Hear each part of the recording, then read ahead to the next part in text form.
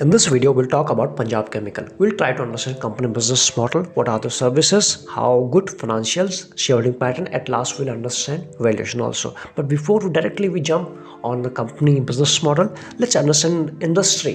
How chemical industry is growing और जिस field में ये कंपनी काम करती है वो इंडस्ट्री कैसे ग्रो कर रही है, क्योंकि अगर हम इंडस्ट्री को ठीक से समझेंगे उसके बाद ही हम उस इंडस्ट्री के सारे प्लेयर की ग्रोथ को खुद से समझने में थोड़ा सा आसानी होगी। तो लेट्स अंडरस्टैंड इंडियन जो एग्रोकेमिकल इंडस्ट्री है, यानी कि जिस फील्ड को पंजाब केमिकल बिलोंग करती है, वो कैसे ग्रो करे, वो कैसा काम करे एज ऑफ नाउ। उसके बाद तो हम कंपनी के बाकी सारी चीज़ों को तो कवर करेंगे ही। तो वो आप यहाँ पे देख सकते हो एक एक करके। जो इंडिया है तो 4th लार्जेस्ट प्रोड्यूसर है और 5th लार्जेस्ट एक्सपोर्टर है एग्रोकेमिकल इन द वर्ल्ड। तो आप समझ सकते हैं कि इंडिया की जगह कहाँ पर एज ऑफ नाउ है, किस फील्ड की हम बात करें, एग्रोकेमिकल इंडस्ट्री की बात करें। अगर ये 4th और 5th पोजीशन पर आती है ग्लोबल लेवल पर, तो बाकी चीज़ों की अगर हम बात करते हैं, इंडियन एग्रोकेमिकल मार्केट जिसका जो साइज़ की बात करें 15% शेयर है ऑफ ग्लोबल एग्रोकेमिकल का, तो 15% इनके पास है, बाकी पूरे ग्लोबल के पास है, और जिसकी वैल्यू है एज ऑफ नाउ $62.5 बिलियन। तो ये है एज ऑफ नाउ। तो ऐसे में अगर हम बात करें, ये कंपनी की जो CAGR रही है कैलेंडर ईयर 14 से लेकर 19 इस इंडस्ट्री की बात करें, वो 10% CAGR के आसपास रही, जिससे आप काफ़ी अच्छा कह सकते हो। अगर कोई इंडस्ट्री 10% CAGR के आसपास से बढ़ रही है तो डेफिनेटली ये एक अच्छी बात है, स्ट्रॉन्ग नंबर है, पुअर बिल्कुल भी नहीं है। तो अगर इंडस्ट्री ग्रो करेगी और उसका कोई स्ट्रॉन्ग प्लेयर है तो वो तो डबल तेजी से ग्रो करेगा, और वैसे में कोई सो कॉल क्वालिटी का है वो भी करेगा। इंडस्ट्री ही ग्रो नहीं कर रही, वहाँ स्कोप ही नहीं है, वहाँ इन्वेस्टमेंट ही नहीं आ रहा है, तो ऐसे में कंपनीज को भी प्रॉब्लम हो सकती है। तो यहाँ पर पॉजिटिव चीज़ हमारे लिए आ रही है। अगर हम बात करें इन 2019 की बात करें, यहाँ पर आप देखने की कोशिश करिए कि जो इंडिया का जो एक्सपोर्ट था परसेंटेज था वो 9.4 ग्लोबल एक्सपोर्ट का था। तो यहाँ पे इंडिया ने इतना एक्सपोर्ट किया था। अगर हम बात करें production of agrochemical has growth CAGR 5% last 5 year में, तो ये ग्रो हो रहा है। ये हमारे लिए एक और अच्छी बात है कि इंडस्ट्री ग्रो हो रही है। उसके साथ ही अगर हम बात करें नेक्स्ट पॉइंट की, अगर हम बात करें वो और भी ज़्यादा इंपॉर्टेंट है, ज़रा फोकस कीजिएगा। अगर हम बात करें यहाँ पर जो एवरेज पर हेक्टेयर कंजप्शन है किस चीज़ का, एग्रोकेमिकल का इन इंडिया में, वो अगर हम बात करें 1/10 है US एंड UK का। ये सिर्फ 1/10 ही नहीं, ये एक स्कोप है आने वाले टाइम के लिए। साथ ही में अगर बात करें 1/20 ऑफ जापान और उसके बाद चाइना, तो आप समझ पा रहे हैं यहाँ पे कि कितना पोटेंशियल है ग्रो करने का। यहाँ से मल्टीफोल्ड ये इंडस्ट्री के पास जो जगह है ग्रो होने का काफ़ी बची हुई है। ऐसे में इस इंडस्ट्री के प्लेयर को फ़ायदा होगा। साथ ही में अगर हम बात करें, इंडिया जो इंपोर्ट करता है 50% ऑफ एग्रोकेमिकल करता है, एग्रोकेमिकल रॉ मटेरियल, तो उसे इंपोर्ट करता है। अब यहाँ से जो हमारे वहाँ थीम शुरू हुई है कुछ टाइम से, मेक इन इंडिया और आत्मनिर्भर भारत, तो ऐसे में ये एम रखा गया कि रिड्यूस जो अपने इंपोर्ट है या फिर मैन्युफैक्चरिंग कॉस्ट को कम किया जाए, जो इंपोर्ट की तरफ से आ रहा है उसको यही प्रोड्यूस किया जाए। तो ऐसे में लोकल पे काम हो रहा है, वोकल फॉर लोकल के उसी थीम के हिसाब से। तो ये रॉ जो इंपोर्ट है, जो जिस रॉ मटेरियल को हम इंपोर्ट करते हैं उसको यहाँ बनाने के ऊपर ध्यान हो रहा है, और ऐसे में इन कंपनीज को फ़ायदा होगा। उसके बाद अगर हम बात करें तो यहाँ पर इंडस्ट्री के लिए काफ़ी स्कोप है। जो एक्सपोर्ट की अगर हम बात करें, यहाँ पर लास्ट पॉइंट की अगर फोकस करें कि 2020 में FY20 में जो एक्सपोर्ट हुआ वो हुआ 22,000 करोड़ के आसपास। अब यहाँ से जो इसकी पोटेंशियल है ग्रो होने की 35 करोड़ के आसपास बाय 2025 के आसपास। तो आप यहाँ पे देख पाएंगे कि इंडस्ट्री में ग्रोथ है, इंडस्ट्री में पोटेंशियल है, इसलिए उस प्लेयर को फोकस पर रखना चाहिए, स्टडी करनी चाहिए। तो इसके बाद अब चलते हैं जो इंडियन जो एग्रोकेमिकल इंडस्ट्री है उसका ओवरव्यू ले लेते हैं। एक चीज़ तो हमने वहाँ समझने की कोशिश की, आप ग्राफ के फॉर्म में समझने की कोशिश करें तो सबसे पहले आप यहाँ देख सकते हैं डोमेस्टिक प्रोडक्शन ऑफ एग्रोकेमिकल किस तरह से 15 से लेकर 19 के बीच में बढ़ रहा है। ये CAGR आपको दिखा है 4% के आसपास, यानी यहाँ पर इंडस्ट्री में ग्रोथ बनी हुई है, स्लो स्टडी बनी हुई है, लेकिन ये फिर भी आपको बनी हुई है। अगर हम बात करें एग्रोकेमिकल एक्सपोर्ट फ्रॉम इंडिया, वो आपको कंटिन्यूसली ऊपर की तरफ जाते हुए दिखाई पड़ रहा है इस ग्राफ में। ये CAGR 12 है, जो आप कह सकते हो कि ये काफ़ी इंप्रूव हो रहा है। तो ऐसे में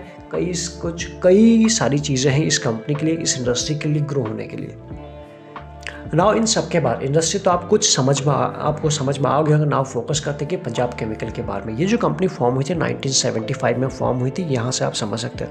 उसके बाद से उनकी जर्नी अभी तक है, किस तरह से ये कंपनी का इवोल्यूशन हुआ है वो आप देख सकते हो।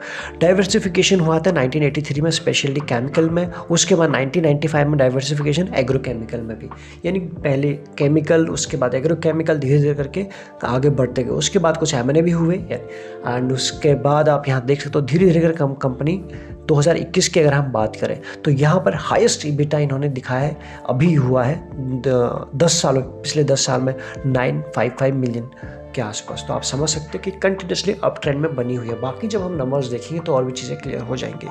यहाँ देखने की कोशिश करते हैं जो ये कंपनी काम करते हैं किन प्लेयरों के लिए काम करती है, यानी कौन से उनके क्लाइंट हैं। इनमें से आप कई को जानते होंगे, इसकी और इसकी बात तो हम क्या ही करें, सभी इसको जानते होंगे। बाकी जो बचे वो बेयर और UPL, ये भी आप जानते हो। ज़ाइडस कैडिला, ये है इनके लॉन्ग स्टैंडिंग क्लाइंट रिलेशनशिप। और वही बात करें ग्लोबल के लेवल पर, ये भी आप देख सकते हो। ज़ाइडस कैडिला की बात करें, लॉरस लैब की बात करें, ये नाम तो आप जानते होंगे। ये कुछ कंपनी ऐसी है जो मार्केट में भी लिस्टेड है। तो ये है इनके कुछ क्लाइंट जिनके लिए काम करते हैं ग्लोबल लेवल पर या फिर डोमेस्टिक लेवल पर। इसके बाद अगर हम बात करें इस कंपनी की पास परफॉर्मेंस रही कैसी है, पंजाब केमिकल की हम बात करें, एग्रीकेमिकल के फील्ड में काम करती है, तो ये आप देखने की कोशिश कीजिए ज़रा। ये इसके रेवेन्यू कब 17 से लेकर 21 के बीच में आपको कंटिन्यूसली अप ट्रेंड में देखने को मिलेंगे। ऐसा नहीं है कि कहीं बहुत बड़ा जिगजैग, बिल्कुल कहीं इतना बड़ा डिप और कहीं इतना बड़ा डिप, ऐसा आपको देखने को नहीं मिलेगा। तो ये भी आपको स्टडी एंड ग्रोथ के फेज में ही देखने को मिल रहा है। EBITDA की अगर हम बात करें, इसकी बात करें, EBITDA मार्जिन परसेंटेज के फॉर्म में ये आप देख लीजिए, ये भी आपको अप ट्रेंड में बनते हुए देखने को मिलेंगे। जो 2.8 था वो अभी 14 के आसपास हो चुका है। बीच में आपको 20 में डिप मिला था, 20 की तो क्या ही बात करें, सभी जानते हैं। और उसके बाद भी अच्छी रिकवरी आपको देखने को मिली है। उसके बाद रेवेन्यू स्प्लिट की बात करें, डोमेस्टिक लेवल में जो ब्लू कलर आपको देखने को मिला 17 में, वो 180 करोड़ से वो अभी हो चुका है 255, यानी 17 से 21 के बीच में जो रेवेन्यू उनको डोमेस्टिक लेवल से आता था वो 180 करोड़ के आसपास था 17 में, अभी वो हो चुका है 255। तो आप समझ पा रहे हो कि बिजनेस ग्रो कर रहा है। साथ ही में इसी को अगर हम एक्सपोर्ट के फॉर्म में देखने की कोशिश करें, 355 के आसपास था, अभी ये वापस हो चुका है 422 के आसपास। थोड़ा ऊपर नीचे बीच में होता रहता है, लेकिन वैसे भी स्टडी और अप ट्रेंड में बना हुआ है। तो यहाँ पर भी हमारे लिए अच्छी बात है। और इन सब के बाद पैट की बात करें, यानी प्रॉफिट आफ्टर टैक्स की हम बात करें, उसका भी आप देख सकते हो 17 से लेकर 21 का बीच की बात है। तो उसमें भी आपको बिल्कुल एक ग्रोथ ही देखने को मिल रही है। ऐसा नहीं है कि कंटिन्यूसली डाउन जा रहे हैं, चीज़ें अप ही जा रही हैं। तो यहाँ पर भी चीज़ें ठीक ठाक है नज़र आ रही है। इसके बाद अगर फोकस करें इस कंपनी का रिजल्ट के बाद, पूरा रिजल्ट आप पॉज करके देख सकते हैं। हम कुछ इंपॉर्टेंट चीज़ों के ऊपर फोकस करते हैं। इसके रेवेन्यू ये थे YoY बेसिस पर। अगर हम देखें Q3 FY21 और Q3 FY22, तो वहाँ पर जो रेवेन्यू बढ़ा था उसमें 48% की जंप हुई थी, जो पॉजिटिव थी इस कंपनी के लिए। क्रॉस मार्जिन, क्योंकि सभी कंपनी के साथ यही इशू हुआ था, मार्जिन में डिप था रॉ मटेरियल कॉस्ट बढ़ने की वजह से, बाकी सारी चीज़ों की वजह से। तो इसके भी माइनस में रहे थे YoY बेसिस पे। इसके बाद अगर हम बात करें, EBITDA मार्जिन भी माइनस में थे इस बार, ये आप देख सकते हो YoY बेसिस पे। और बाकी पैट मार्जिन, तो यहाँ पर तो सभी में डिप आपको देखने को मिली, क्लियरली BPS के फॉर्म में देखने को मिल रही है। EPS भी आप देख सकते हो, आखिरी लाइन जो बटी है 40% के आसपास है।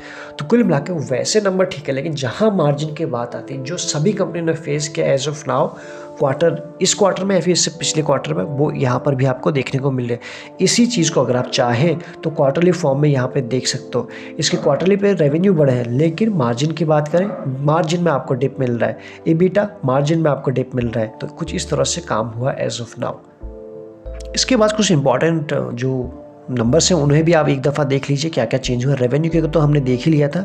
Q3 FY21 और 22 के बीच की बात करें, उसमें आपको 48% की जंप देखने को मिली थी।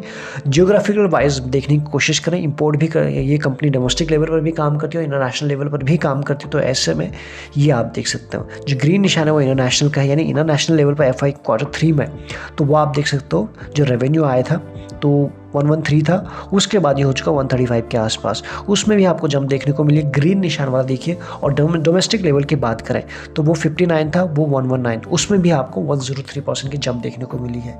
ये सब के बाद भी मार्जिन में इम्पैक्ट पड़ा था। तो आप समझ पा रहे हो इस चीज़ को कि कहाँ पर डिप है। उसके बाद अगर हम बात करें EBITDA और EBITDA मार्जिन आपके सामने है, इसको आप देख सकते हो। और बाकी पैट कैश पैट और उसके बाद पैट मार्जिन। अगर हम देखने की कोशिश करें, जो रेड निशान है ये है इसके प्रॉफिट आफ्टर टैक्स। ये था Q1 FY21 में, जो था 15 करोड़ के आसपास, अभी हो चुका है 21 के आसपास। तो वहाँ पर आपको एक जंप देखने को मिली।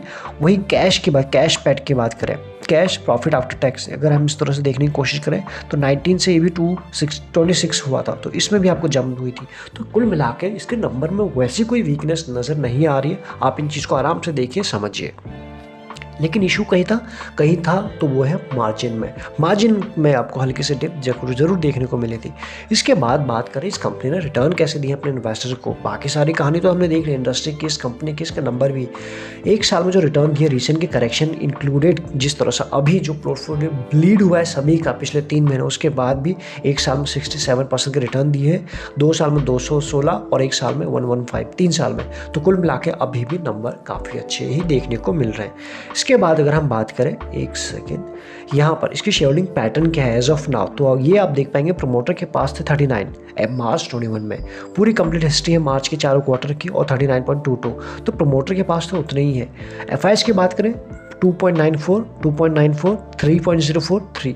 तो यहाँ पे कुल मिला के प्रमोटर के पास मैक्सिमम 3 के आसपास है। ना ही उन्होंने पिछले 4 क्वार्टर बहुत ज़्यादा बढ़ाया है, ना ही कम किया है, तो 3 के आसपास है। DIS की बात करें 0.02, 0.34, 0.52 और 1 के आसपास। तो अगर कोई बुलिश हो रहा है धीरे धीरे, वो है DIS, वो आप देख सकते हैं। अब उनके नोटिस पे ये शेयर भी आ रहा है। पब्लिक की बात करें 56, 55 सबसे ज़्यादा किसी के पास है, प्रमोटर से भी ज़्यादा, तो वो है पब्लिक। उनका इंटरेस्ट खूब बना हुआ है इस कंपनी के ऊपर। प्लेजिंग कुछ नहीं रखी है प्रमोटर ने, ये एक और हमारे लिए अच्छी बात हो जाती है। तो कुल मिला के देखा जाए वैसे पब्लिक सबसे ज़्यादा बुलिश देखने को मिली। अगर हम बात करें इंस्टेड ऑफ एफआईएस DIS है खुद प्रमोटर। उसके बाद अगर हम बात करें सेल्स एंड ग्रोथ, इसकी क्या परसेंटेज के फॉर्म में बढ़ रही है या फिर घट रही है पिछले 1, 3, 5 साल में। 5 साल में इस कंपनी की जो सेल्स ग्रोथ रही है 14%, 3 साल में 12%, 1 साल में 24%। तो कुल मिलाकर सेल्स ग्रोथ अच्छी है इसकी शॉर्ट, मिड और लॉन्ग रन में। वहीं प्रॉफिट ग्रोथ की बात करें 7% प्रॉफिट ग्रोथ रही है इसकी 5 साल में, 3 साल में 70% और 1 साल में 220%। तो यहाँ पर आप इसको काफ़ी इसके चीज़ों में इंप्रूव होते हुए हमें देखने को साफ दिख रहा है। ROE और ROC भी कुछ पैरामीटर थे, वो भी देख लेते हैं। तो 5 साल में इस कंपनी के जो ROE की बात करें 17 गुड, 24 और 36 इंप्रूव हो रहा है और सुपर होते जा रहे हैं। वहीं बात करें 22 ROC 5 साल में, ROC 3 साल में 27 और उसके बाद 35। तो यहाँ पर इसके ROC और ROE भी सुपर देखने को मिल रहे हैं। तो कुल मिला के एक ऐसी कंपनी है जिसके ऊपर डिटेल स्टडी की जा सकती है, जिसको नज़र में रख सकते हैं, रडार पर रखा जा सकता है। इसके बाद अगर हम बात करें डेट है 0.54 के ऊपर निकल चुका है और है कितना, कैश है 14 करोड़ के आसपास इस कंपनी के पास एज ऑफ नाउ और डेट है 87 यानी 88 करोड़ के आसपास। कंपेयर करें तो काफ़ी ज़्यादा है। यही एक सवाल है कि कंपनी आने वाले समय में कैसे इस कैश को बढ़ाती है और कैसे इस डेट को कम करती है, ये काफ़ी इंपॉर्टेंट सवाल है। इसके ऊपर आपको देखने की ज़रूरत है। इसके बाद के वैल्यूएशन की कुछ बात करें, जो आज की डिलीवरी हुई है 61% के आसपास हुई है आज के दिन। इंडस्ट्री की पी है, अगर जिस इंडस्ट्री को बिलोंग करती है कंपनी की, अगर हम बात करें वो है 34-35 के आसपास मान लें, और इस स्टॉक का है 23 के आसपास। यानी कि अपने इंडस्ट्री पी से इसका नीचे ही चल रहा है stock P as of now. बहुत ज़्यादा महंगा आपको नहीं मिल रहा है स्टॉक पी से।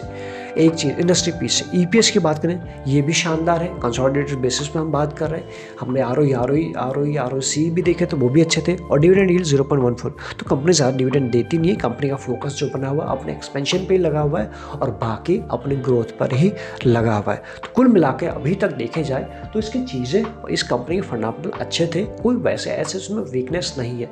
2 चीज़ें जो कंसर्न निकल के आती है, एक जो इसका डेट वो किस तरह से काम होता है, और दूसरी बात कि प्रमोटर की जो होल्डिंग है वो कब से कम कर रहे हैं, क्यों कम कर रहे हैं, उसके ऊपर भी देखने वाली बात हो जाएगी। तो ये 2 पैरामीटर के ऊपर देखने की आपको ज़रूरत है। मार्जिन का इशू तो सभी के साथ रहा है, वो तो देखना पड़ेगा कि आने वाले क्वार्टर में रॉ मटेरियल की जिस तरह से अगर उसके कॉस्ट कुछ कम होता है एज ऑफ नाउ के हिसाब से तो बिल्कुल नहीं, क्योंकि मार्केट अपना रिएक्शन डेली बेसिस पर आपको दिखा ही रहा है। यहाँ पर अगले क्वार्टर जब आएंगे या फिर उसके अगले क्वार्टर तक, तब हमें कुछ समझ में आएगा कि किस तरह से ये चीज़ें इंप्रूव हो रही हैं या फिर नहीं हो रही। तो कुछ पैरामीटर हैं जहां देखने की ज़रूरत है। अदरवाइज ओवरऑल कंपनी अच्छा काम करे, इंडस्ट्री में पोटेंशियल है ग्रोथ का, और कंपनी में भी ग्रोथ का पूरा पोटेंशियल है, रिटर्न भी अच्छे दिए हुए, इसलिए इसके डेट और इसके मार्जिन पे फोकस रहेगा नेक्स्ट क्वार्टर में। कई सारी चीज़ें हमने कवर करने की कोशिश की। बाकी वीडियो अच्छा लगा तो सब्सक्राइब करके लाइक करके हमें बताइए, अच्छा लगा तो लाइक करके बताइए, नहीं लगा तो कमेंट करके बताइए, सजेशन दीजिए।